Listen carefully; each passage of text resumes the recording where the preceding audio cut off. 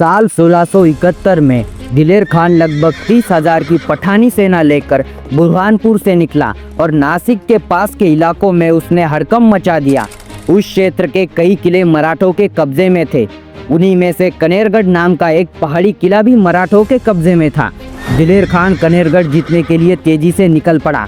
वह अत्यंत क्रूर और जिद्दी सरदार था।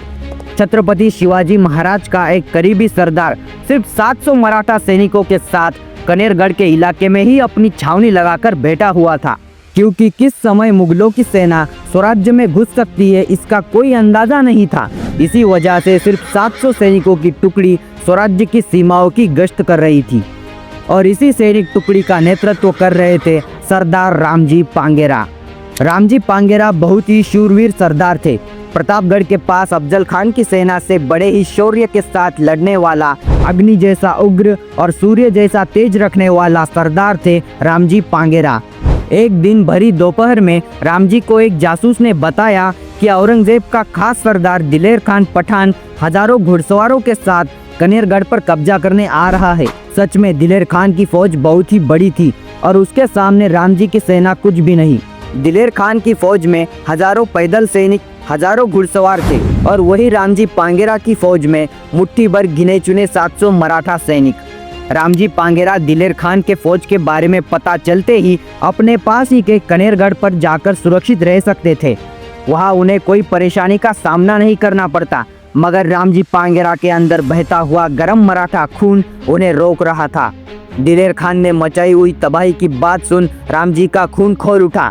दिलेर खान 30,000 की फौज लेकर उन सब की तरफ बढ़ रहा है, यह बात उन 700 मराठा जाबाजों को भी पता चल चुकी थी। उन सब के सामने खड़े हुए रामजी पांगेरा ने हर हर महादेव की गर्जना की और सभी सैनिकों को आवाहन किया। आवाहन किस बात का किया? वह आवाहन था मौत का। जी हाँ, बिल्कुल सही सुना आपने, मौत का आवाहन। रामजी पांगेरा अपनी मर्दानी आवाज में गरज उठे। उन्होंने सैनिकों से कहा, मर्दों, हमें दिलेर खान और उसकी 30,000 की सेना के खिलाफ लड़ना है। जो स्वराज्य के असली मावले है, जो असली मराठा है, वह मेरे साथ आइए। जो लड़ेगा उसे सोने के इनाम दिए जाएंगे और जो लड़ाई से भाग जाना चाहते हैं उन्हें चूड़ियाँ और साड़ी दिए जाएंगे। ऐसा कहकर रामजी पांगेरा जी ने अपना शेला फाड़कर फेंक दिया और अपने दोनों हाथों में तलवारें उठाकर हर हर महादेव की गर्जना की, मानो साक्षात उनके शरीर में माँ भवानी का आगमन हुआ हो। रामजी के साथ इस युद्ध के मरण तांडव में अपनी आहुति देने के लिए 700 मावरे भी तैयार हो गए। रामजी ने ठान लिया कि अब सिर्फ खून खराबा होगा, खून की नदियां बहेंगी, चाहे फिर आगे कुछ भी हो वह देखा जाएगा, और जोर जोर से हर हर महादेव की गर्जना करने लगे। दिलेर खान कुछ ही देर में तूफान की तेजी से आया। रामजी पांगेरा ने युद्ध का आगाज किया। मुगलों की 30,000 की फौज 700 मराठों पर टूट पड़ी और महाभयंकर युद्ध का आरंभ हुआ। कुछ ही देर में मुगलों ने मराठा सैनिकों को चारों तरफ से घेर लिया। मराठा सैनिक युद्ध के मदहोशी में सब कुछ भूल गए, मानो उनके हाथ उनके ही काबू में नहीं थे। देखते देखते ही कुछ ही समय में मराठा सैनिकों ने 1200 से भी ज्यादा पठानी सैनिक काट दिए। एक प्रहर बहुत घनघोर युद्ध चला। रामजी अपने पूरे शौर्य के साथ मुगलों का सामना कर रहे थे। रामजी का रणमार्तंड रूप देख दिलेर खान डर गया। उसको एक बार फिर पुरंदर का युद्ध और मुरारबाजी देशपांडे की याद आई। बहुत घनघोर युद्ध शुरू था। 700 मराठा सैनिक मुगलों पर भारी पड़ रहे थे। रामजी और उनके मावले बारूद की तरह भड़क उठे। आखिर में जिद्दी दिलेर खान ने हार मान ली और वह अपनी सेना लेकर वहां से भागने लगा। खुद दिलेर खान युद्ध का मैदान छोड़ भागने लगा। दिलेर खान के पास 30,000 की फौज होने के बावजूद 700 मराठों की वजह से उसे पीछे हटना पड़ा।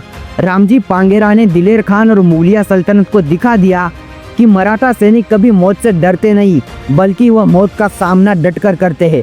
उस युद्ध में लगभग हर एक मराठा सैनिक ने 20 से 30 घाव शरीर पर ले लिए थे। इस रक्तरंजित युद्ध में कई मावले शहीद भी हो चुके थे। मुट्ठी भर मराठा सैनिकों ने हजारों की भीड़ में आए मुगलों का सामना किया और उन्हें मार भगाया। कनेरगढ़ को दिलेर खान की परछाई ने छुआ तक नहीं। ऐसे शूरवीर, बहादुर, ईमानदार लोग छत्रपति शिवाजी महाराज ने महाराष्ट्र की धरती में से निकाल लाए थे। उन्हीं में से एक थे रामजी पांगेरा। इतिहास को ना ही उनका घर पता है, ना ही उनका गांव और ना ही उनके वंशज।